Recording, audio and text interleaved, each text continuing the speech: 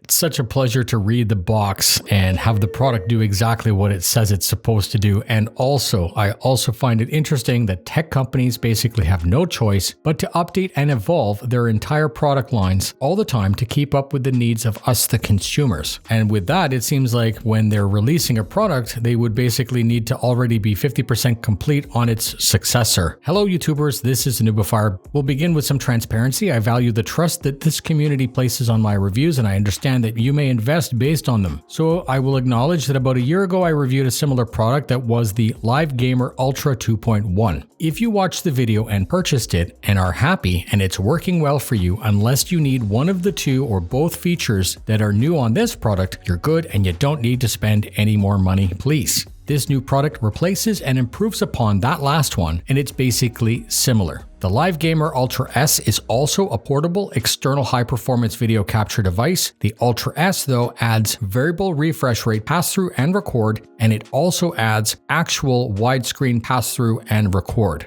We'll begin. It's pretty important for me to say that no matter what anyone does to any outputted recorded footage, it's unlikely that they can do an A to B comparison, publish it to YouTube, and have you see a large difference. I'll never be able to show you before and after footage on YouTube because of the way that the platform compresses and plays back video. So it'll make sense that if you have the best video on the start, the final result will be good. There is a real and noticeable improvement in the video quality of these newest capture products, and it's not only limited to Avermedia because I've also tested their direct competitor. There is a very noticeable improvement in the recorded quality compared to the products that may be even only 2 or 3 years old. As I said, there are two main big features with this new Live Gamer Ultra S. Normally, when you pass through video signal through a capture card, it's likely that you're going to need to compromise. Doing so, you may become limited to a lower screen frequency such as 60 Hz, or you might lose HDR support. Your VRR monitor may be unable to operate in its mode, or you will lose widescreen resolution support and be forced to view with black bars on the side. As a gamer, you invest in the right gear to give you an advantage, so it's unfortunate when your capture gear won't let you get the most out of it. I noticed no reduction in quality or performance between with and without the capture card connected, capturing, or recording. Being able to record VRR gave me a huge bump in the output quality because for the first time there was never any screen tearing on my screen or on the recording.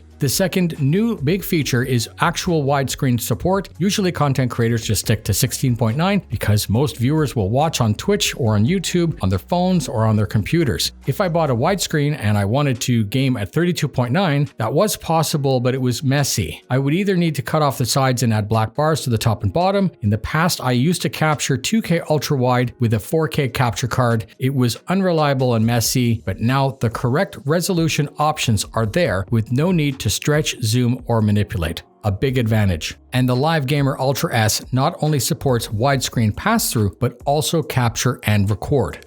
So now I've explained the what, and these two features are only available on this most newest product, and you may be asking, if I had one, what would I do with it? If all you want to do is make a video, your phone or perhaps a GoPro would be fine, and if you're on Skype or Discord or Teams, a USB webcam would be fine. But if you wanted to capture game footage, you should have some kind of capture card, and this could be if you're playing on PC, console, or even a portable such as a Stream Deck or a Switch. Yes, you can capture with software, but the workload on the PC may make the game less enjoyable and the outputted quality may not impress you. Out of the box, I was able to plug and play, and this was ready to capture or record in a couple of minutes.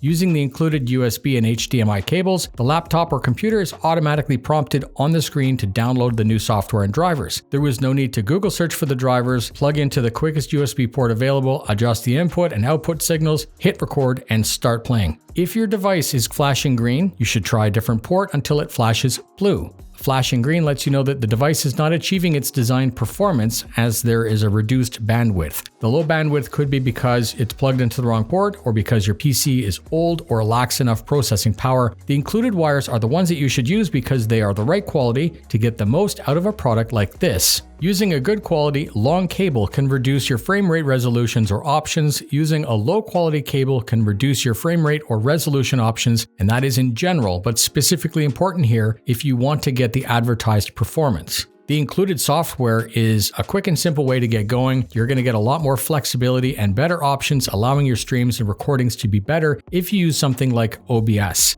So it does what you would expect at a high quality and with easy setup, but I'd like to talk about the who is this for, what else is available on the market, and most importantly, is it a good value?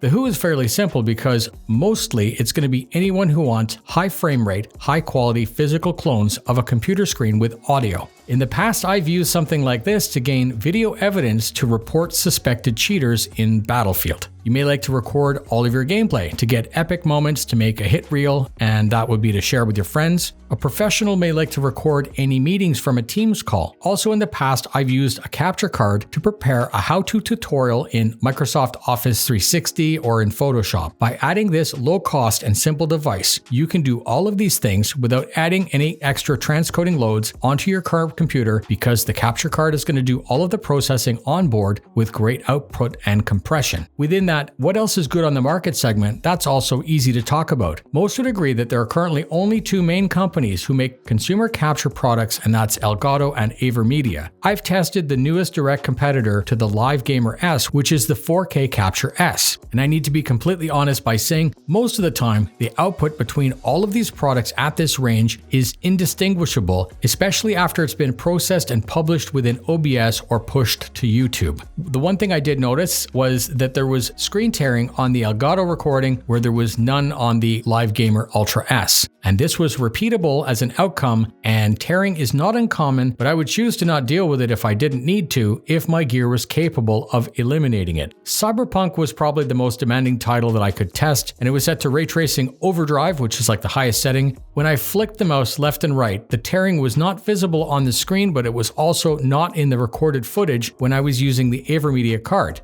It may seem odd to us that it's taken till now for companies to catch up, but they did. And I'm sure that the next product that's released by Elgato is going to add VRR support, just like the Avermedia card. And because I try very hard to produce the highest quality content all the time, I am now also finally able to provide you the best video closer to what I actually see on the screen.